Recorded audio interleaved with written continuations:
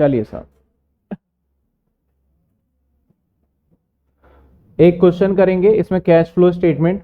और मैं उम्मीद करता हूं जो बच्चे स्टार्टिंग से हैं उन्होंने सारे एडजस्टमेंट को बहुत सुंदर सुंदर राइटिंग में लिखा होगा। तो आपके सामने कुछ एक एडजस्टमेंट सामने दिख रहा है, तो ये एडजस्टमेंट कैसे करना है आप रजिस्टर ओपन करके रखिएगा, और ताकि जब मैं पूछूं तो आप बताते जाइएगा। पहला एडजस्टमेंट कहता है डेप्रीशिएशन, और एक और कहता है 25,000 प्लांट एंड मशीनरी, दो जगह डेप्रीशिएशन है। इसके बाद कहता है इंटरिम डिविडेंड, इंटरिम डिविडेंड का भी ट्रीटमेंट लिखवाया हुआ है और डेप्रीशिएशन का भी लिखवाया हुआ है। And income tax paid, income tax का भी ले रखा है। अब मुद्दे की बात है सर, जब कभी भी इनकम टैक्स पेड होता है तो मैंने वहां पे बड़े सारे केसेस बताए थे। सर क्या केसेस आपने बताए थे वहां पे कि आपको कब प्रोविजन फॉर टैक्स अकाउंट बनाना है, कब नहीं बनाना है, कब प्रीवियस ईयर, कब लास्ट ईयर, सब बताया था। तो आप ध्यान से देखेंगे ना, provision for tax balance sheet के अंदर भी गिवन है और और इनकम टैक्स के बारे में यहाँ भी कह रहे हैं। तो ऐसे सिचुएशन में बताइए कि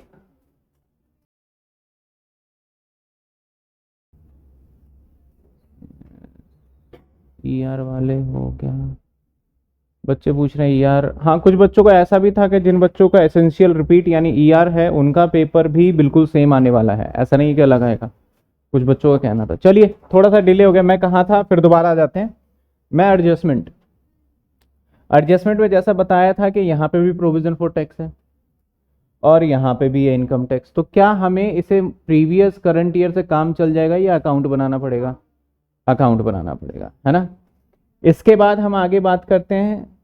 सर लैंड एंड बिल्डिंग यहाँ है और यहाँ पे भी दे रखा है, तो इसका भी क्या बनेगा, हमारा अकाउंट बन जाएगा। ठीक है, बड़ा सिंपल सा क्वेश्चन है, बहुत सिंपल सा। फॉर्मेट जैसे सिखाया था वही फॉर्मेट होना चाहिए, ऑल दो फिर हमारा अच्छे से समझ में आएगा। हमें फॉर्मेट जैसे सिखाया था वही फॉर्मेट होना चाहिए। चारू तिवारी का हैंडरेज आ रहा है, अभी मैं क्वेश्चंस करा लूँ फिर सभी बच्चों का ले लूंगा डाउट। तो मैं क्या करूं, यहाँ पे हमारा इधर की साइड ऑपरेटिंग बन जाएगा। चलिए यहीं कर लेंगे। अरे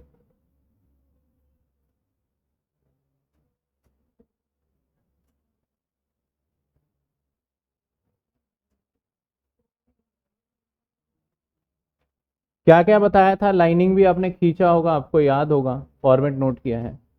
ऑपरेटिंग एक्टिविटी को हमने, फॉर्मेट का मतलब क्या है,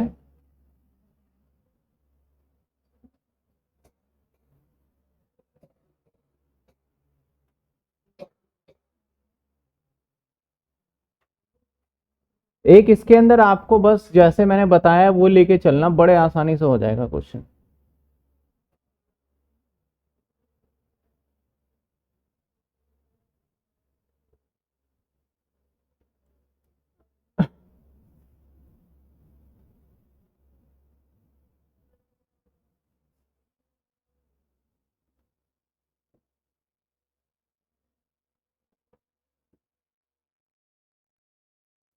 जैसे जैसे जरूरत पड़ेगी हम काम कर लेंगे, कोई बात नहीं, पहले हम फॉर्मेट बना लेते हैं। सर फॉर्मेट बनाने के लिए सबसे पहले ऊपर लिखा हमने टॉप पे कैश फ्लो स्टेटमेंट,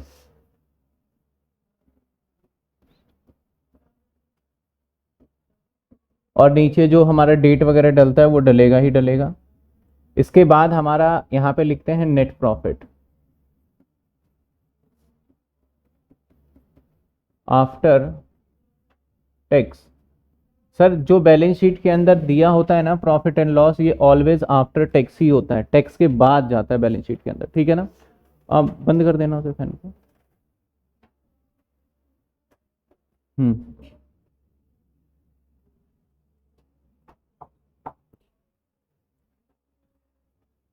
चलिए, इसके बाद हमारे कितने लाइन छोड़ने को बोला था, 10 से 11 लाइन, याद है ना। फिर क्या लिखेंगे, नेट, बताइए, operating profit before working capital changes, है ना। इसके बाद कितने लाइन बोला था, 6 से 7 लाइन। फिर हम यहां क्या लिखेंगे, कैश जनरेशन फ्रॉम ऑपरेशन, ये हो गया था। अब इधर आएगा हमारा, इसका नाम क्या था हमारा, अब लिखना, एक चीज भूल गया मैं, आपने भी याद नहीं दिलाया। सबसे पहले टॉप पे हमें लिखना था क्या कर रहे हैं, हाँ, ए पार्ट, और लिखना था कैश फ्लो फ्रॉम ऑपरेटिंग। समझे? अब बी पार्ट किसका नाम देंगे हम? Cash flow from investing. और इसके लिए कितने लाइन बताया था आपको? 6 से 7, ज्यादा से ज्यादा 8 लाइनें, इससे ज्यादा नहीं जाएगा। C part, cash flow from financing activities, थोड़ा शॉर्ट में लिख दिया, सभी के नीचे अंडरलाइन कर देते हैं।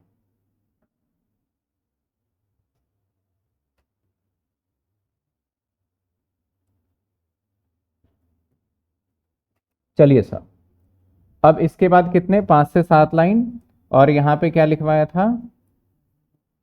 Cash and cash equivalent. और यहां पे क्या था? ए का टोटल, बी का टोटल और सी का, और प्लस में क्या कर देंगे? Opening balance. समझे? ये इसे बोला जाता है ब्लैंक फॉर्मेट। और मैं आपको बोलूंगा ना, कम से कम एक बार तो आप ये जरूर बना के देखें ब्लैंक फॉर्मेट। इसके बाद देखना हमारा काम बहुत आसान हो जाता है। इसको बनाने में आप कितना समय लोगे? मेरे हिसाब से आप ज्यादा से ज्यादा हार्डली 1 मिनट लोगे। 1 मिनट मुश्किल से, फटाफट फटाफट खींचा। अब देखना, मैं पोस्टिंग करूंगा, टाइमिंग आपके सामने है, 10:29 हुआ, पोस्टिंग करने में मुझे 10 मिनट भी नहीं लगेगा, क्वेश्चन खत्म हो जाएगा। जो समय लगता है किसमें लगता है? हमारा ब्लैंक फॉर्मेट बनाने में। तो फटाफट से पोस्टिंग करते हैं। सबसे पहले इक्विटी एडजस्टमेंट में देख ले, तो डिविडेंड की बात कर रहा है, इनकम टैक्स, इक्विटी, इक्विटी हमारा ये 10 है और ये 11 है, तो 4.5 से 5 हो गया, तो फाइनेंसिंग का पार्ट है इक्विटी शेयर कैपिटल। इसको थोड़ा मुझे छोटा करना पड़ेगा।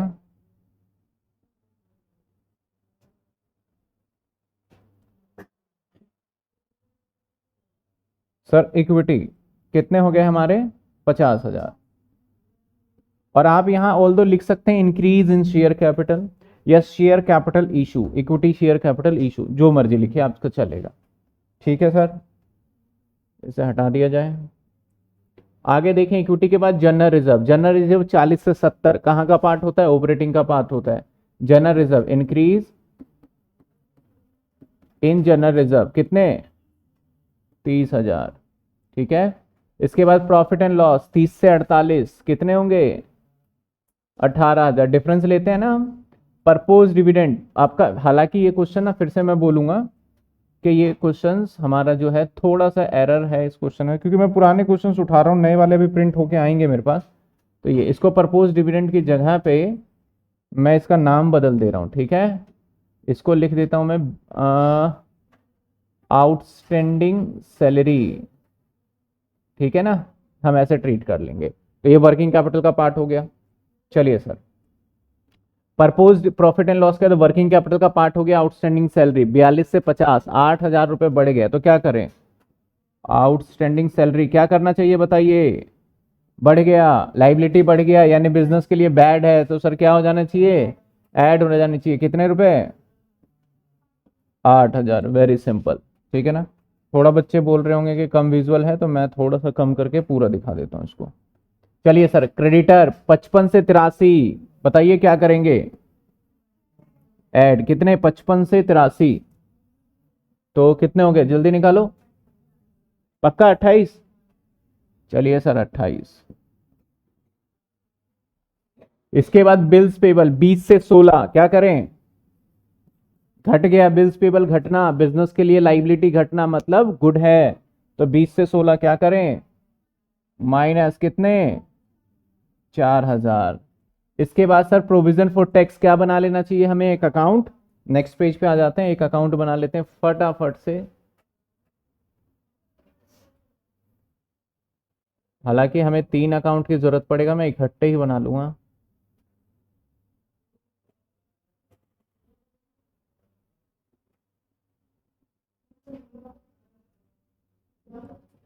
यहाँ पर्टिकुलर,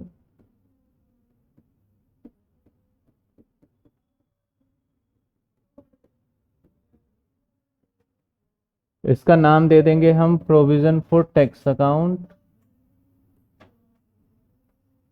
3 अकाउंट की जरूरत है, हमने बना लिया।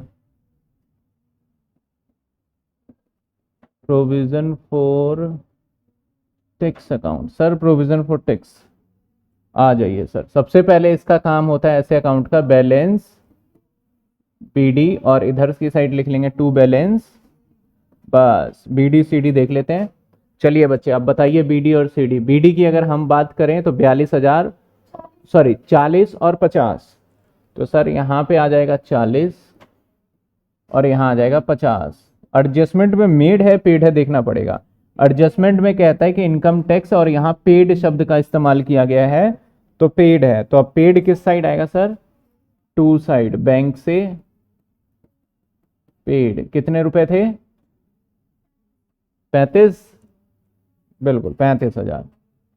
तो ये लिया 35, टोटल कर लेते हैं 85, 85, और यहां जो आएगा ये आएगा प्रॉफिट एंड लॉस से मेड। ठीक है, कितने आ गए? 45। आप बताइए बीडी और सीडी तो लेते नहीं है। 35,000 पेड है तो जनरेशन के बाद माइनस, और ये क्या हो जाएगा हमारा नेट प्रॉफिट में ऐड। तो फटाफट ऐड कर देते हैं। Provision for tax, provision for tax,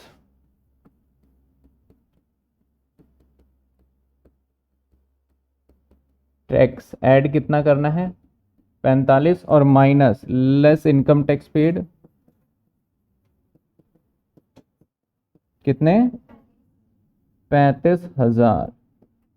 ठीक है, देखिए फटाफट करते जा रहे हैं। एसेट्स में आ जाते हैं। गुडविल बढ़ गया, घट गया गुडविल, यहीं का पार्ट है गुडविल। बढ़ता है तो कहाँ का पार्ट होता है? इन्वेस्टिंग का। गुडविल बढ़ गया सर, कितना बढ़ गया गुडविल हमारा? सॉरी घट गया, 25,000। इसके बाद देखिए प्लांट, प्लांट और बिल्डिंग, और इससे रिलेटेड यहाँ एडजस्टमेंट भी है, तो हमें अकाउंट बना लेना चाहिए। एक प्लांट का अकाउंट बना लेते हैं और एक बिल्डिंग का बना लेते हैं। और सबसे मजे की बात, हमें हमेशा क्या लिख लेना चाहिए इसका? पहले balance BD, balance BD by balance CD, क्योंकि एसेट्स है इसलिए टू बैलेंस बीडी और बाय बैलेंस सीडी। चलिए सर आप भी याद रखिएगा, प्लांट का 2 और 1 70, 80 और 2, तो 2 और 1 70 और 80 और 2। नीचे एडजस्टमेंट में क्या कहता है ध्यान दीजिए, कहता है बिल्डिंग पे तो सर हमारा डेप्रीशिएशन, सॉरी डेप्रीशिएशन 15 और 25 है, जो कि प्लांट पहले दे रखा है तो पहले वाला 15 होगा और 25, तो यानी आपका यहां पता चल गया कि सर प्लांट के ऊपर कितना है बाय डेप्रीशिएशन 15, और यहां कितने हैं हमारे बाय डेप्रीशिएशन 25। चलिए सर और कोई जानकारी है नहीं बेचने और खरीदने से रिलेटेड, तो हमारा यही बन जाएगा हिसाब किताब का पार्ट। चलिए तो ये आ गया हमारा 2 लाख, और इसको टोटल कर लेंगे तो 195 है ना, 195 आ रहा है, 2 लाख, और ये भी 2 लाख। अब मजे की बात देखिए, बाई साइड में बैलेंस आ रहा है तो इसे क्या लिखेंगे? बैंक से सेल। सर कितने का बेचा होगा भैया? हमें नहीं पता चल रहा, तो मान लेंगे जितने का था उतने का बेच दिया। अब इधर टोटल कर लेते हैं तो 15, 2 लाख। मैंने ये गलत तो नहीं लिख दिया? देखना एक बार, 2 और 1 70, ठीक है। यहां पे क्या आएगा हमारा? 2 15, और यहां भी 2 15, और माइनस 80,000, तो यहां से क्या निकलेगा? टू बैंक से परचेज। कितने रुपए? कितने? 20 था, 2 लाख था, 2 लाख था, 20 है, 2 लाख है, 20 नहीं है भाई, तभी तो 2 15 लिखा है। माइनस कर दीजिए 80, कितने? 135। ठीक है, अब ये वाला तो डन हो चुका है ना। आप समझना बात को, क्या इसके अंदर से हमें बैलेंस बीडी को नहीं लेना, सीडी को नहीं लेना, बाकी तो दोनों लेंगे। तो डेप्रीसिएशन ऑपरेटिंग में ऐड हो जाएगा और ये इन्वेस्टिंग में माइनस हो जाएगा। तो फटाफट से करते हैं हम डेप्रीसिएशन।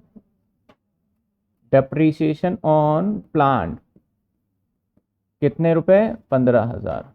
इन्वेस्टिंग में परचेज ऑफ प्लांट कितने रुपए?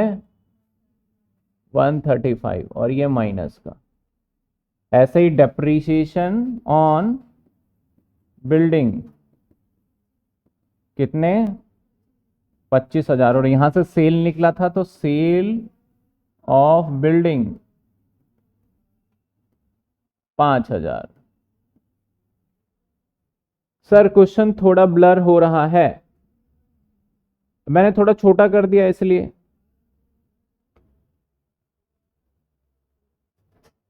एडजस्टमेंट ऑलमोस्ट डन हो गए, वो क्वेश्चन के बीच में कर लेंगे एडजस्टमेंट जिनका रह गया। क्वेश्चन कह रहे हैं बच्चे ब्लर हो रहे हैं, मुझे क्लियर दिख रहा है या देखते हैं। चलो एक मिनट सेटिंग करता हूँ कैमरे की, अगर ब्लर कह रहे हैं तो।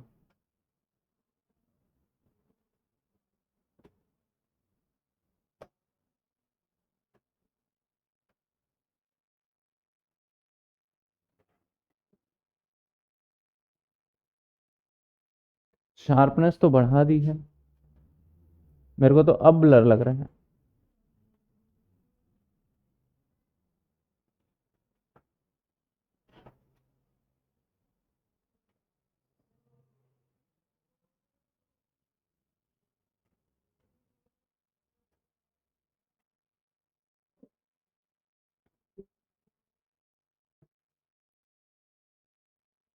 अब भी ब्लर है भाई।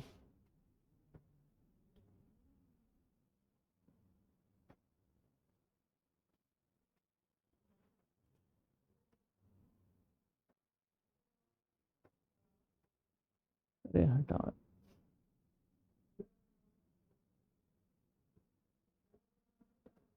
अब ठीक है।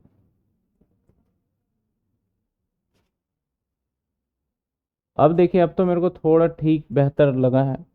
बाकी मैं इसको बड़ा कर दूं तो आपको जो ब्लरिश दिख रहा है वो खत्म हो जाएगा। ओके, चलिए अभी फिर छोटा कर देंगे क्वेश्चन को, कोई बात नहीं। हम आ गए थे किस पे? गुडविल कर लिया, प्लांट भी कर लिया, अब डेटर की बात करते हैं। 160 से कितने हो गए डेटर? तो डेटर यहां पे आता है, क्या करा जाए इस डेटर के साथ?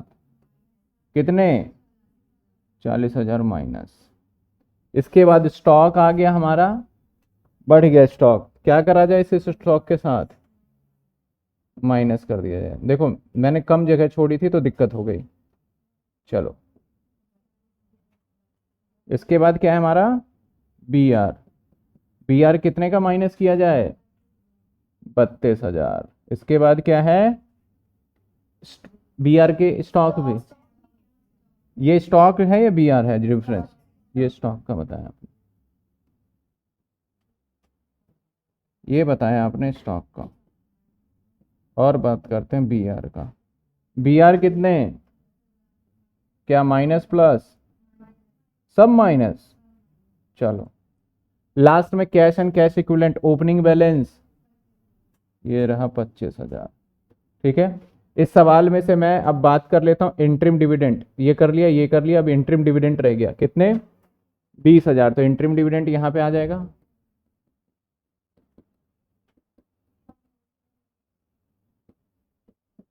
और दूसरी एंट्री फाइनेंसिंग में लेस हो जाएगा।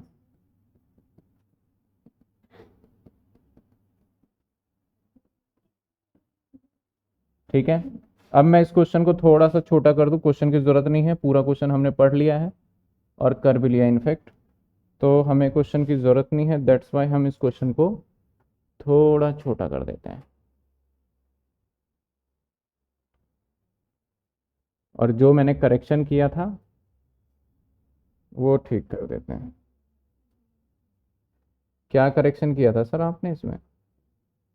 बस भाई एक करेक्शन किया था, इसको काट दिया आउटस्टैंडिंग सैलरी कर दिया था ये वाला। ठीक है, अब काम रह गया सर बस एक, क्या? कैलकुलेशन। अब फटाफट फुर्ती में काम करते हैं कैलकुलेशन का, और हमारा मैच होता है नहीं होता ये देख लेते हैं। तो सर इसका टोटल देखो, टोटल करने का भी स्टाइल होता है, इसका टोटल हम यहाँ करके यहाँ लिखेंगे, ठीक है ना। 30,000, 45,000, 25,000, 15,000, 25,000 और 20,000, 160 और 18,000, 178। चलिए सर, अब इसका टोटल करके यहाँ लिखेंगे क्या? 8,000, 28,000 माइनस का 4,000 माइनस 40,000 माइनस 32,000 माइनस 10,000, 50,000। आप भी क्रॉस वेरीफाई करिएगा, मुझे तो जल्दी जल्दी सवाल कराना होता है। ये आ गया 128। भाई साहब थोड़ा नीचे आ जाओ, और ये आ गया 128। और इसको जब सॉल्व करेंगे -35,000, 93, और ये 93 यहाँ आ जाएगा। ठीक है ना, 93 यहाँ आ गया। चलिए सर, अब आ जाते हैं इसका टोटल। तो 1,35,000 माइनस का 5,000, 30। अब इसके आगे लिख दूंगा फ्लो ऑपरेटिंग। ये क्या आएगा हमारा? Cash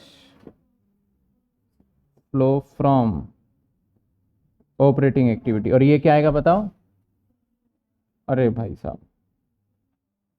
cash use from investing activity. बिल्कुल सही, इन्वेस्टिंग एक्टिविटी, इन्वेस्टिंग एक्टिविटी। चलिए सर, अब इसमें देख लेते हैं। यह आएगा कैश फ्लो फ्रॉम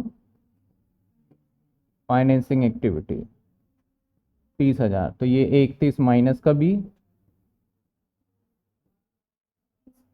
और ये 30 प्लस का। तो सर 1,00,000 सिर्फ 7,000 आया ये तो, है ना। ओपनिंग बैलेंस कैश कितना है हमारा? 25,000, और 7,000 भी माइनस का है। ओपनिंग बैलेंस कितने का है? 25। ये क्या आ जाएगा हमारा? Closing balance. माइनस करिए 18, और आंसर को मिला लीजिए आप 18। तो मैंने कहा था देखो 10 मिनट ही लगे हैं लगभग लगभग, है ना। तो आधे घंटे का सवाल, और आपके एग्जाम में ना बिल्कुल साफ सुथरा सिंपल सवाल आएगा। बस सवाल में यही रहेगा, ये चीज़ें बढ़ेंगी जिसके लिए हमने 2 से 3 क्लासों तक मेहनत किया था कि क्या होगा तो उसका क्या ट्रीटमेंट करेंगे, ये होगा तो इसका। समझ पा रहे हो आप बात को? यहाँ तक समझ में आ रहा है? बताइए किसी को डाउट। हाँ, बुक के अगर बात करेंगे, कुछ बच्चे बुक का क्वेश्चन है बुक से उठाया है। इलिस्ट्रेशन नंबर 8 होगा बुक में आई थिंक, बट मैंने उसमें चेंज कर दिया। वहाँ ऑपरेटिंग एक्टिविटी पूछा गया था, मैंने तीनों निकाल के दिखाया। क्योंकि मेरा काम ये नहीं है कि बुक के क्वेश्चन कराना, मेरा काम है कि आपको सिखाना। तो अगर मैं सिर्फ ऑपरेटिंग एक्टिविटी करता मेरे को मज़ा नहीं आ रहा था, मैंने तीनों एक्टिविटी कर दिया भाई। ठीक है, चलिए।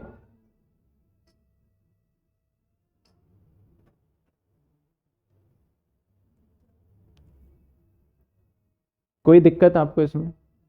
समझ में आ गया यहाँ तक?